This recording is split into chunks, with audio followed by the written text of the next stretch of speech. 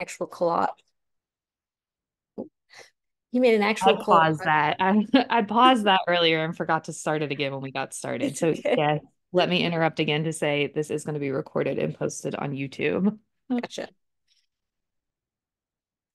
So David Wisher made the cover. He actually cut out actual newspaper, collaged it together and made the cover, which is pretty cool knowing that there's like a physical version of this out there somewhere, not just digital. Variant Lit put it out, which is a cool small press from North Carolina, that is publishing some really interesting stuff, more interesting than my stuff, but by some really cool young writers that are, yeah, worth checking out. But um yeah, we have a small group, so I can read some, but if you all want to talk about anything, that's fine too, or you can interrupt me at any point and ask questions or bring up whatever you know. Chloe the cat, Chloe the cat would appreciate some poetry. So Okay. read a while, please. I'll appease Chloe with some poetry. Thank you. Trying to think if I have any cat poems, but I don't think I do. A lot of bird poems, but I don't think about any cats. Okay. This one is called Imprecision Imprecision of the Inner Life, which is a line from a book called The Poetics of Space, by Bachelard that I was obsessed with in school. This guy just writes about like how does an attic feel different than a basement? What's the inside of a shell like versus the inside of a nest? And so he just thinks and talks about inner spaces a bunch. So I got really obsessed with that and wrote a bunch of poems about small spaces. So this is imprecision of the inner life. A salamander's eyes unfold into lotuses, which sprout seeds and petals together. With one eye, it sees the past. With one eye, it sees only the other eye. If curled up, its whole robbed and raw body could be concealed inside the musky notch of a walnut shell. Now, when I eat, I see the first star, compared to which the sun is ugly. I slept for 20 years, but now I'm awake and ready. I birth myself out of my own shell. Never mind that I don't have eyes yet.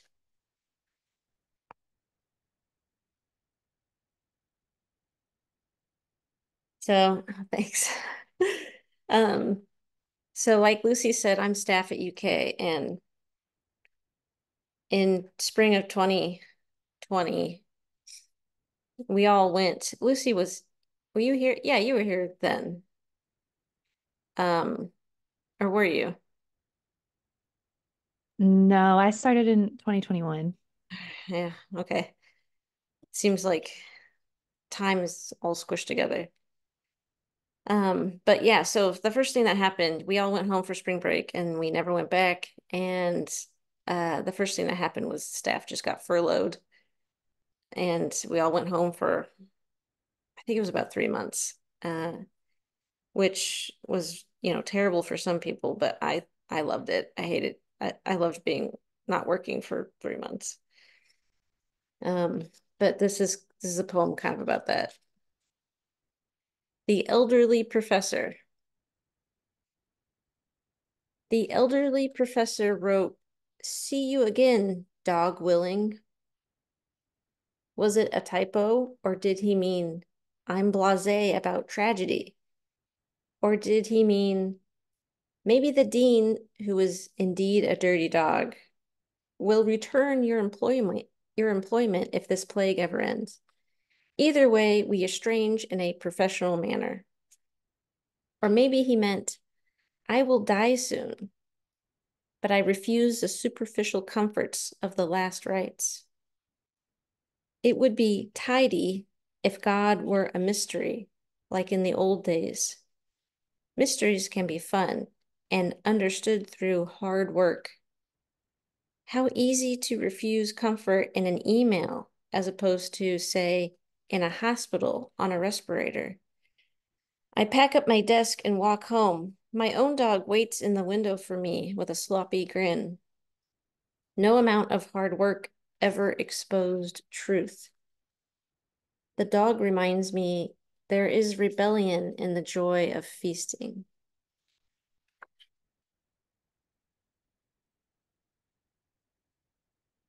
May I ask a question there? Absolutely. All right. What was your first line? The old man did. Can you read it again? I think it was the first line. The elderly professor Okay. wrote, "See you again, dog willing," That's what I instead of thought. dog willing. Yeah.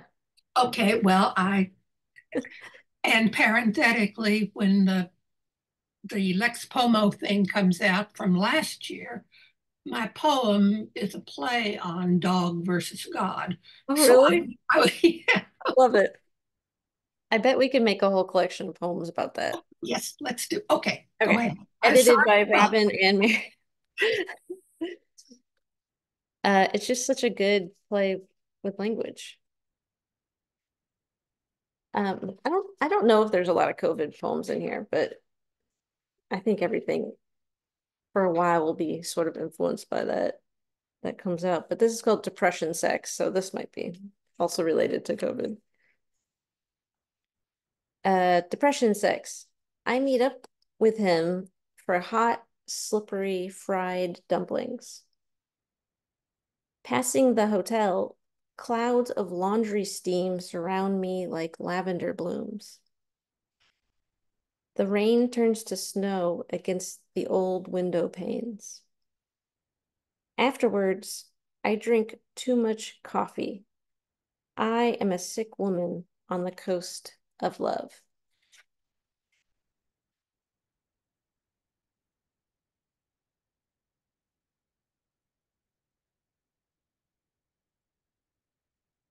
Did I mention this is my first reading of this book since it's been published? It's kind of strange. I haven't looked at it since it came out, but I'm glad this is my first one. Transitivity. Always on airplanes, after initial ascent, I feel a slight tipping forward and pulling down. Not as turbulence, but as the way when sleeping next to one larger than you, the gentle gravity of their body tugs on your groggy form, with almost enough force to bridge the ocean of bed sheets between you. And halfway through, there's always a moment. I'm fine, I'm fine, I'm fine. And then, not really a switch, but more like a quick slip into the prickling knowledge I will die. And flight is a cruel necessity my culture has pressed upon me as unfair and unavoidable as falling in love and then leaving that love behind. Near the end, some passengers flip faster through their magazines, but some of us reach up in a hush, almost as one, to click off our tiny lights and lock ourselves to the window to wait for the glitter of terra firma to pull itself, hazy and painful and slow, apart from the dark, indifferent cradle that holds us. These are some of the less funny ones. There are some funny ones in here, I swear. Um,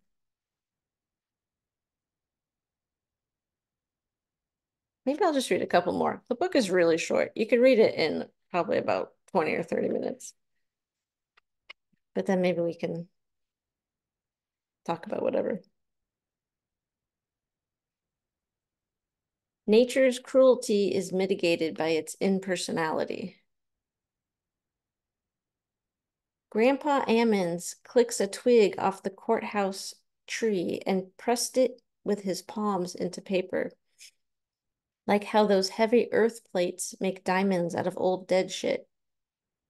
He waved one hand above his head with a squinty look, trying to define an abstract thought, and gave up to fold the paper into a little plane, propelled into the wind by the breath of 100 ghosts hanged.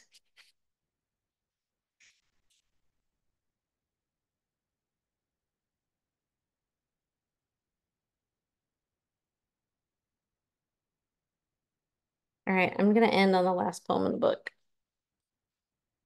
It's called So Many. So many beautiful things lived here. That small-boned bird that glowed in the understory. That big, wide mushroom that was underneath us that whole time. That elm, the autumn of the drought, when the leaves fell before they changed. I stood under a field of green, on a field of green, on a field of green. I understood then, there is no need to hurry death forward.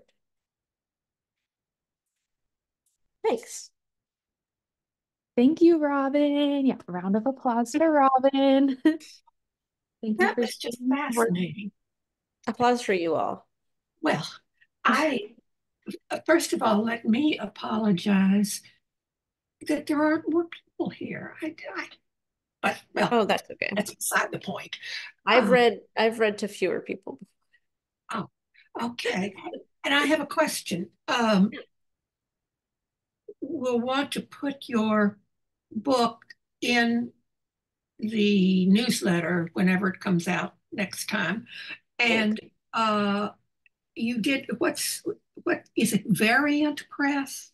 Yeah, variant literature. Oh, variance literature. Okay, I can find that.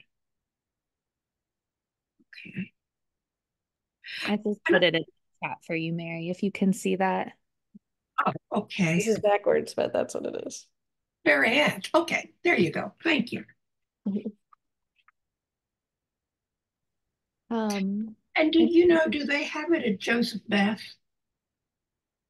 I don't know. I don't know what's going on with the whole distribution thing. That is kind of a mess right now. That And is a something that really bothers me that we can't get our poetry into that bookstore always. I don't know how it, I once tried to find out and it was rather overwhelming. Let's put it that Hmm. way. So, and I you haven't were I haven't tried too hard. I could look into it for sure. uh question also. May Yes, I but ask questions? Okay. please go ahead. I didn't realize you are involved with Workhorse. Well, I am not really anymore. But oh, yeah, me and Chris started it back in the day. okay. Well, Mhm. I'm delighted since I got published by you amongst the midst of other That's things. great. Well, I don't know. Uh, Yeah, so that was fun. That was a really good experience, and I'm so happy it's still kicking, and Chris has just put a lot of work into it, and yeah, don't know how he does it. well, he has given up the, well, I'm sure you know this, the The gauntlet. gauntlet. Yeah. And were there, Lucy, are there very many people in there this time with Yeah. Sean, or has it started yet? Yes, it has started, and we actually have the highest enrollment yet, I think Oh, 11. oh, Um, and Sean, yeah, I met Sean the first time when I hosted the MFA reunion reading because he's uh-huh. one of us too from UK. But I'm Thanks gonna for taking take over. a ekphrastic class this summer. So I'm excited. I really Well, liked what he read. I'm confused. You're going to take over, or No, you're he is going too. to take. Yeah. Okay, I just signed up for I signed up for your first one and his that one, not the full length Yeah. poetry workshop. So Yeah, the I'm gauntlet is great. It's a great idea. It is a lot of work for the organizer. Yeah. But we It's a did lot it of work for the participant if you do it for right. sure. Which We I sort will of have. did it as like an experiment, like a first year to see, what it would be like. And we just let in 10 people for free and we did it. And it was a blast. I think of some of the poems I wrote in that first year of the Gauntlet are in this book. It was just a really fun, adventurous, experimental, exuberant workshop that's not like any other workshop out there. Okay. Well, let me ask you this. When Lucy read your bio or something, or was talking something about you were the co-founder of that, it said something to the effect that Workhorse is for non-professional writers or Well, not what, non-professional, not non-professional, but outside of academia. outside of academia. For Okay. people who might not necessarily have an MFA or who might not, have gone to school for writing or Yeah. people who don't teach. Just for regular people. What if you found your MFA in a bar? That's where I got mine at. What would it stand for? What would the M stand for and the F and the A I'll let you figure it out. in that degree? Well, I'm married. knowing Kathy, I think that we might want to drop that question right now. Or, I'd be curious to know. well, we could also come up with different variations thereon. And so Type your guesses in the comments. um, I had another question, but now what was it? It was, how you've been at UK, you were there as a student and then, It was. okay. And were you two together as students or were you No, all? I'm way older. I'm way old. Oh, I was in the first I was in the first MFA class I that almost started was though, too. pardon? I was almost really first class too. Eric was encouraging me, but I was moving to Colorado, and I said, no. well. It might be good you waited because it did take a couple years for us to sort of get like Mm. And a program identity together. I was coming right out of college, and I'm happy I lived a little. For sure. Um, I think it gave me more to write about. Yeah, I had moved to Kentucky to do a PhD in literature, and I think Lucy has heard the story. I tell it to everybody. I did I used up 4 years of my PhD funding, and I did about a year and a half of work.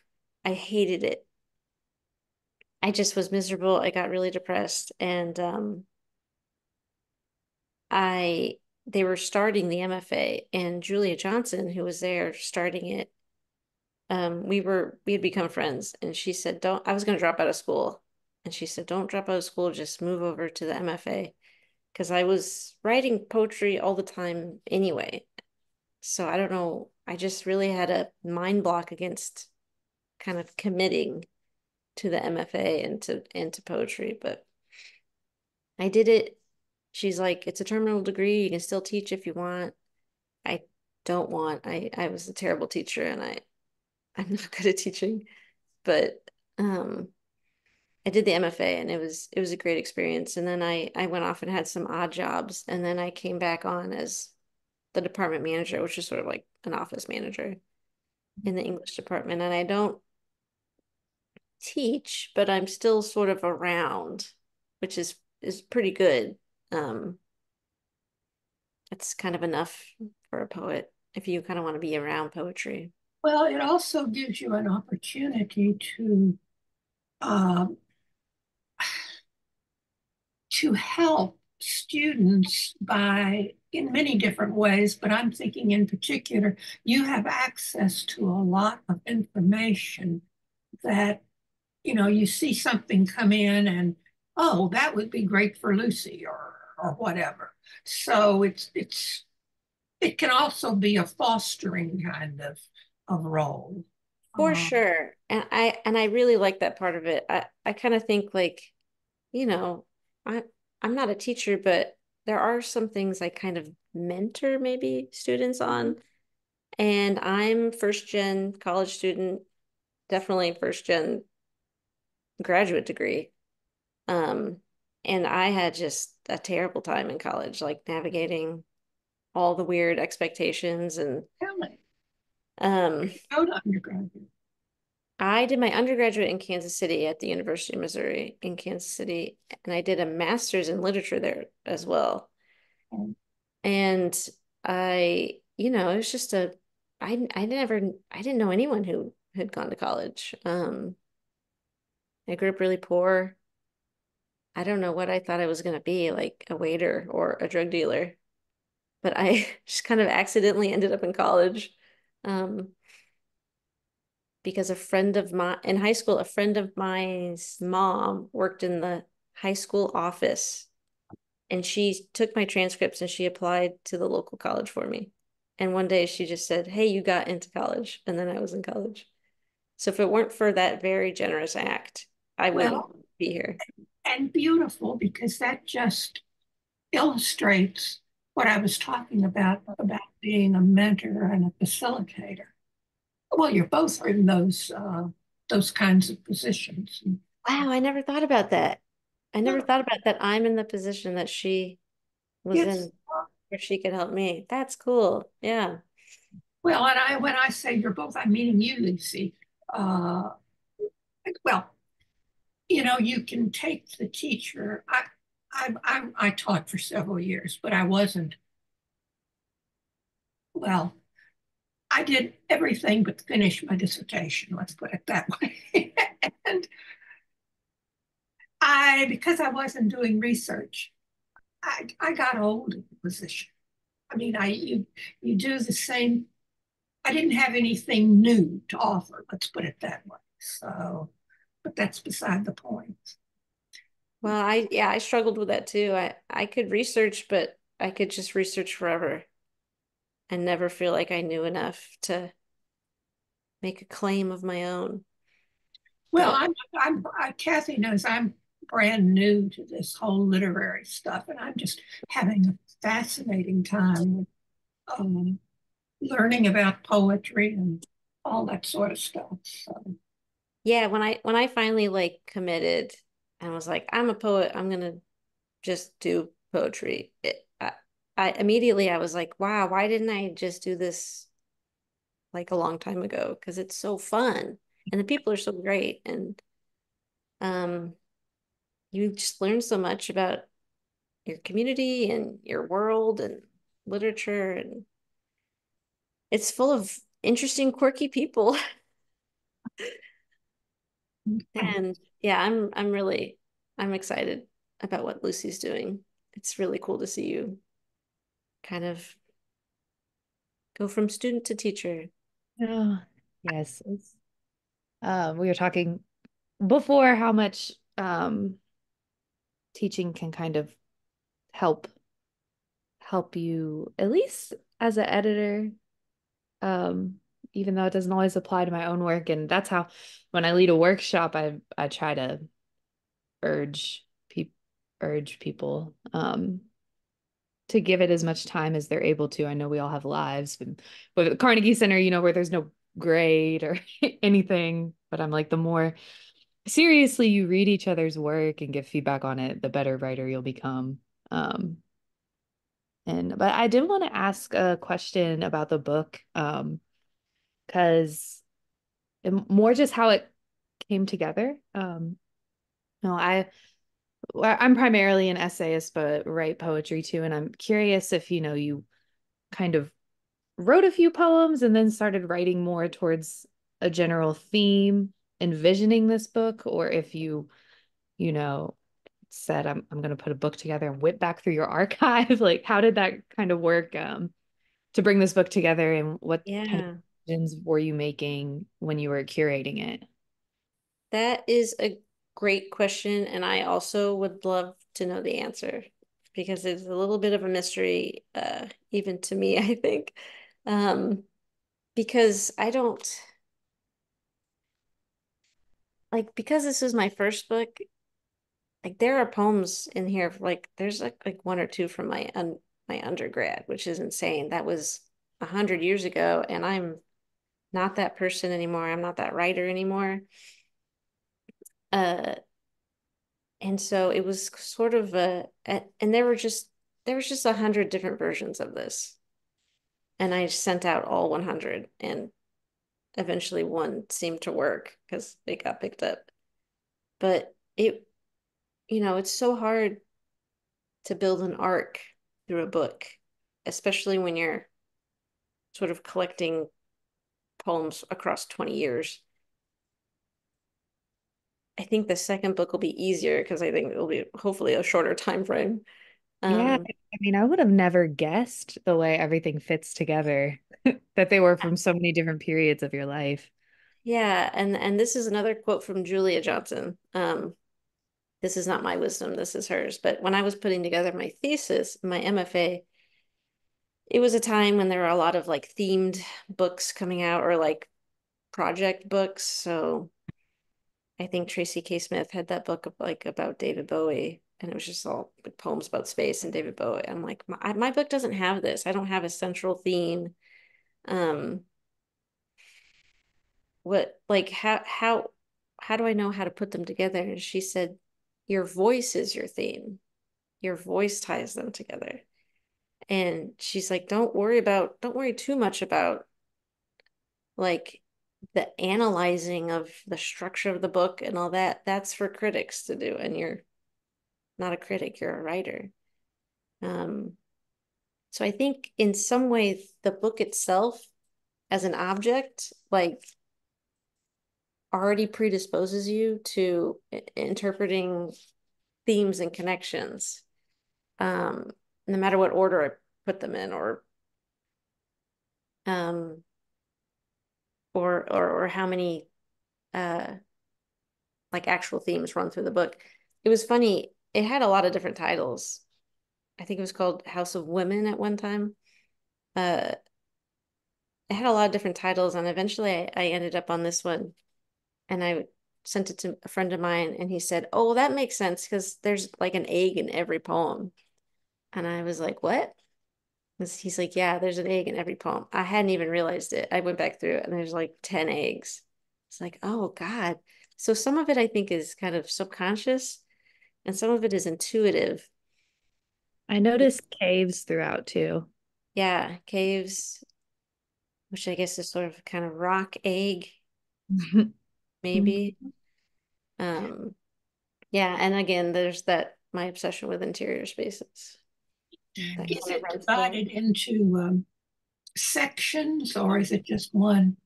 No, it's kind of too short to be divided into sections. In there? But there are sort of these really short, I didn't read any, but there's a bunch of these really short poems scattered throughout the book that all have the same title that are all called Breaking News. Um, and those kind of they're all like headlines I drew from like really silly news articles. And they kind of act as almost like they're just sort of dropped in at random, and they kind of break up the book, I think, in an interesting way. They like as soon as But you think you as soon as you think you like are catching a theme, it will just come and interrupt you and distract you. And I think kind of distraction is kind of a theme maybe in the book. One of the, well, I started to say one of the most positive things, but no, I just recognized it when you said it as a very positive thing. You said, uh, my first book, and then later you said my second or my next or something like that. And that is such a like delightful attitude. Oh, seriously. Well, that could be wishful thinking. Yeah. No, Um, no, the way, not I the way don't you said it, I don't think. Well, I mean, it's weird because I have a kind of complicated relationship to publishing. Uh, because I kind of started out as an editor and I knew I know that I know that like getting a book published does not mean like, oh, you're a great writer and you're better than a bunch of other writers. I know it's like a numbers game pretty much, and if you just do it eventually, you will find someone that clicks with you and you'll get a book published. Um, so I don't really think of like having a book or being published as like a indication of like quality of writing. And I don't know if I even really believe in quality of writing. I just think people, if you need to write, you'll write. And hopefully whoever needs to read it will find it and read it and everyone wins. But and so and I also like I'm not a professor, so I don't really have this pressure to publish. Like my job doesn't depend on it, which is kind of a luxury in a way because I just can do it if I want to, or I don't have to. And when the book came out, I actually did kind of get like suddenly I was like, oh, I feel weird about this. Like, I don't know if I want this thing. I got like kind of anxious about, well, I'm just anxious in general, but I felt very like exposed suddenly. And I was like, I don't know if I want to do this again, but I'm kind of, I've kind of come out of that and I like it again, but I might not like it again next month. Who knows? I'm curious too, something I wanted to say to the breaking news poems I really enjoy because it yeah, gave that effect of like a notification popping up on your phone and just kind of taking you out of the book and distracted by something else and now you're thinking about something else. It was really nice. And but I know obviously, humor has been a part of your writing and I just bring this up because I cannot. I've always wanted to write something funny. I think that's like one of the hardest things to do. Um is to write with humor. And so I really admire when people do it well. I know we have two people in the room right now who do that exceptionally well. So I'm curious if that has always like, been a part of your style. If that was, is it something that you do kind of intentionally, or is it more just your um than your instinct, or what's your relationship to humor and poetry? Yeah. I think I think it's a couple things. I think people are sometimes afraid to laugh at like in poetry readings or at poetry just because poetry itself as a whole has this serious stereotype or something. Um, but I think when I was writing it, I'm not sure at first if I ever intended to be funny. And I think some of it kind of surprised me. But what was coming through, I think was an attitude I took toward writing, which was like, this is playing. Writing is playing with language. And I think some of the joy of playing and of experimenting comes through in those little moments of humor. And that's like the positive side of the humor. I think a lot of the poems are about sort of the absurdity of whatever everyday life. And that can be sort of a little like more on the like on the dark humor side. But if I were to sit down and like try to write a joke like Kathy, I would be the boringest person.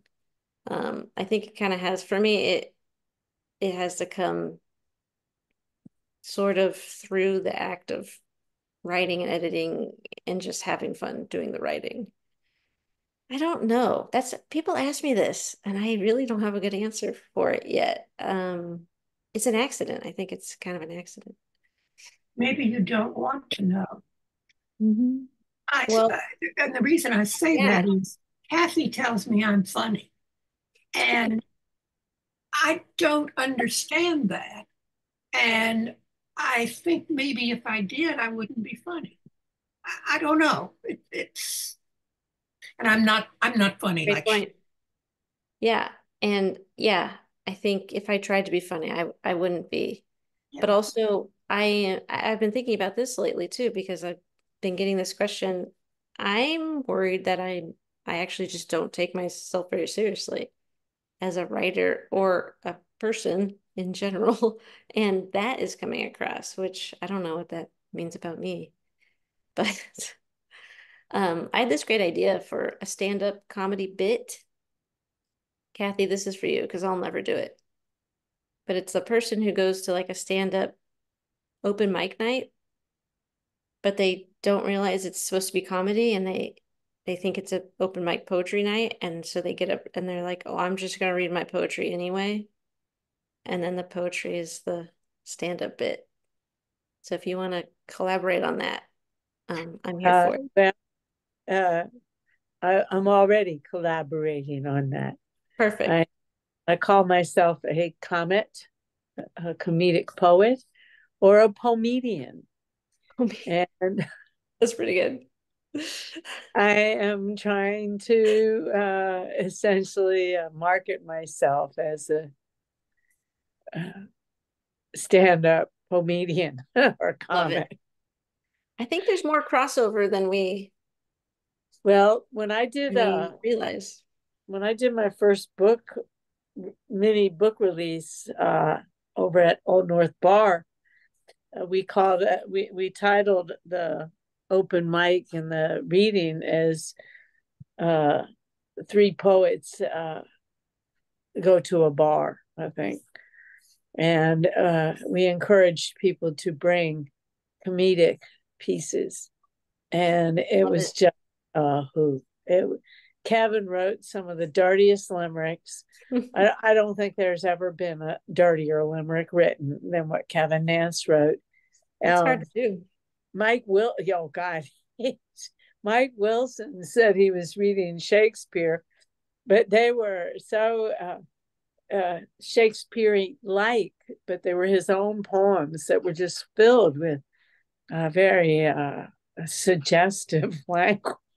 You were just like, oh Well, yeah, my, like there's so we, many funny things in Shakespeare, right? That are we sort of just like slid in under the rug. were, well, and And Wasteland is funny. I've never been an academic, so I read a little bit of Shakespeare and but never a lot. Never realized how funny it was.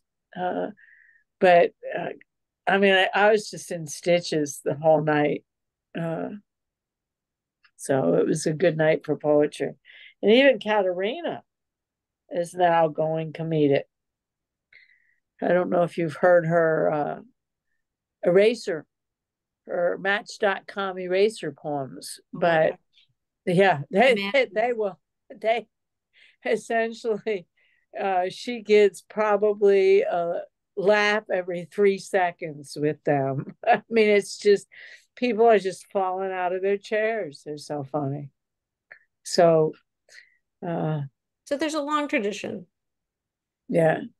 No, and I'll have to, like I said, I I I like stand up, but I don't like it. I rather write funny poetry and stand up and read it, or incorporate the two. So Mhm. incorporate poetry and comedy together.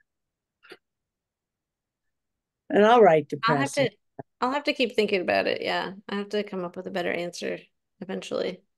Well, But that's something that, like I said, I'm trying to do as a set, and I'm performing on the 23rd in Louisville at Planet of the Tapes, and the theme is mothers.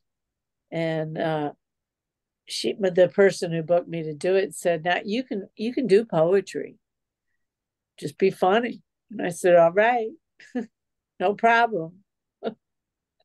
So do you want to hear a couple of the breaking news poems so you all know what I'm talking Yes. about? Yes. sure. I'll just read a couple.